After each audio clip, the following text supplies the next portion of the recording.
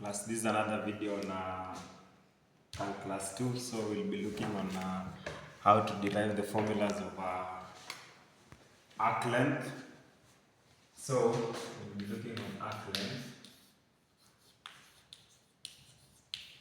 So we'll be looking on how to derive the formula on arc length. But the video that we created on areas of surface of revolution, we used the arc length formula, but I just wrote it. We didn't derive, so I'll be looking on how to derive the arc length formula. So I'll try to explain where it had resulted from. So let's assume, we usually say suppose, not assume.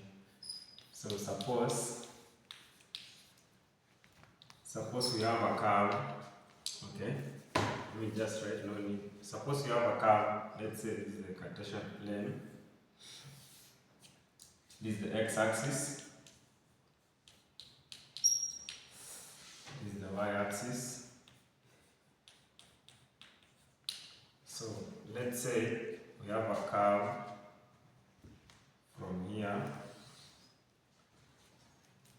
till this point. So let's label the coordinates. So this is the origin.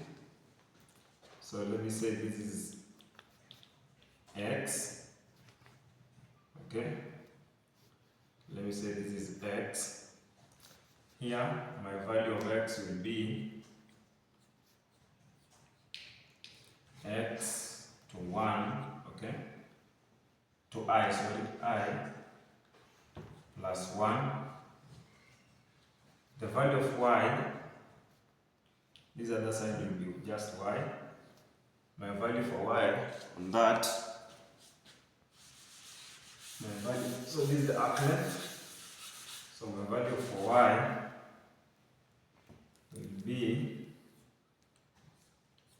here. So I'll just draw my dotted line. So this is the value of y. So I'll say this y to the I plus 1. Okay. So in arc length, so this is the curve. This is the curve. This is a curve. So arc length is just the length of a curve, okay?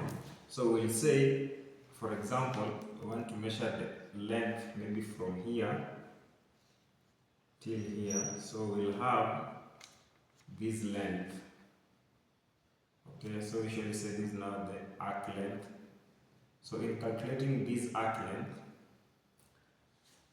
we'll derive it. So the arc length is the arc length. Let me label this. This is the arc length we'll be looking for. So the arc length.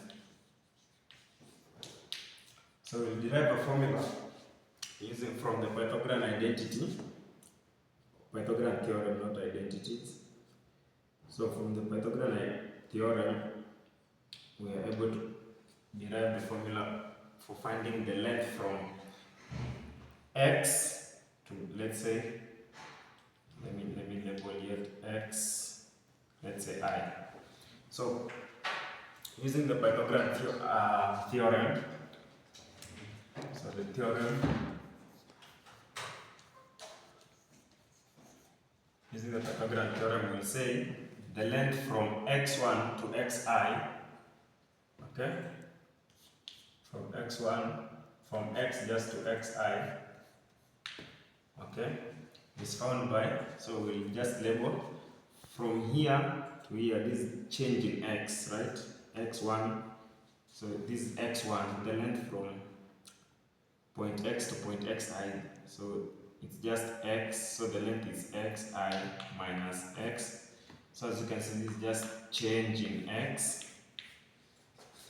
So we'll say drawing this triangle, so we'll just draw that triangle. So this is the curve, yes, but we have drawn it in terms of a triangle. Okay. So we'll have our change in x. Okay. From here to here, that will be our change in y. Our change in y here. This is our change in x. So our change in y equals to, from here equals from here, from this point. So I'll say y to the I, so it will be yi minus y. Our change in x is this, so then I'll label my arc length as delta z. So I'll say here, this is change in x. Suppose this is x, then this is x to the I. Again, from here, this point, so this point it's y to the I. Again, this point here, it's y. So I'll have my delta x. Here I'll have my delta y. Then I'll label my hypotenuse. Okay, the hypotenuse, that is the arc length, as my delta z. Okay, using now the Pythagorean theorem, we usually say a squared plus b squared equals to c squared. So our a, let delta x to be our a, delta y to be our b, so it will be delta x, then we square it, plus our delta y, square it, equals to our hypotenuse delta z squared. Okay? Now from there, okay, I'll just place this on the right side, so it will be delta z squared equals to delta x squared plus delta y squared. Finding my delta z, of which is just the length of the arc. This is what we are trying to find. So my delta z alone, okay, in calculus we usually represent it with L or D of S, okay? But for now I just said let it to be delta z. So delta z will be the square root of this. I'll just take my square root, I'll take my square root to the other side, so it will be delta x. So it will be delta x squared plus delta of y squared. Okay? So from there, sorry, so I haven't said something. Okay, I'll just clear it. So my delta z is this. So from here, I will factor out my delta x squared. Okay? Factoring out my delta x squared, I will get the square root of, factoring out delta x, I will get delta of x, okay, into, I'll factor out x here, I'll be remaining with 1, okay, so I'll add now delta y over delta x, okay, and I will square this, and again I will square this. So as you can see, this is what we'll be having. So as you see, this is delta x squared. I'll factor out delta x squared. So delta x squared multiplied by this, I'll get my delta x plus, when I multiply delta x squared multiplied by this, so the delta x squared goes with this, I'll be remaining with this, so it's just the same as that. So from there, we'll have,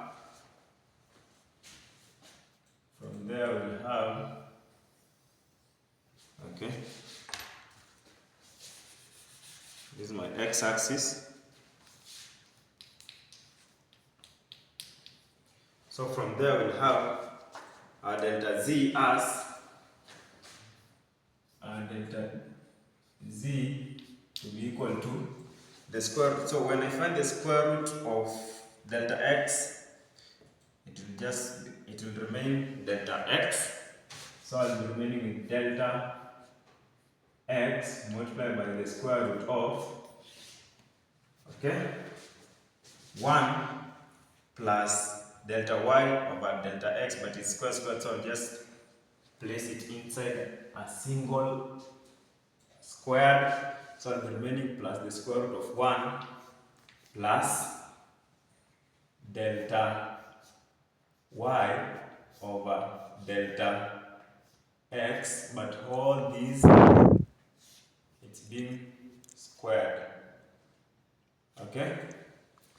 So taking my delta x to the right side, I'll have my delta z or just the arc length to be delta x. I'm placing it to the other side, so I'll get equals to the square root of 1 plus delta y over delta y over delta x, yes, squared. Then I'll be placing my delta x. So this is the arc length formula when we are given y as a function of x. So this is where you'll find your dy with respect to x dx. This is about the rotation on the x-axis. It's just delta. I've extended to rotations. Rotation of revolutions, sorry. We want to be doing with revolutions right now. So when I'm told finding the arc length from here to here, I'll have now to integrate, okay? So I'll be integrating my curve. So this is the arc length formula, yes, but we'll be integrating the curve, let's say from point A to point B, okay? So usually say this is the x1. So my delta z will be the integral, okay, from point A to point B. From A to point B, the square root of 1 plus delta y over delta x squared delta x. Okay? So that's my formula for arc length.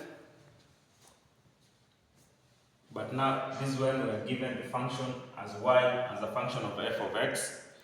So similarly,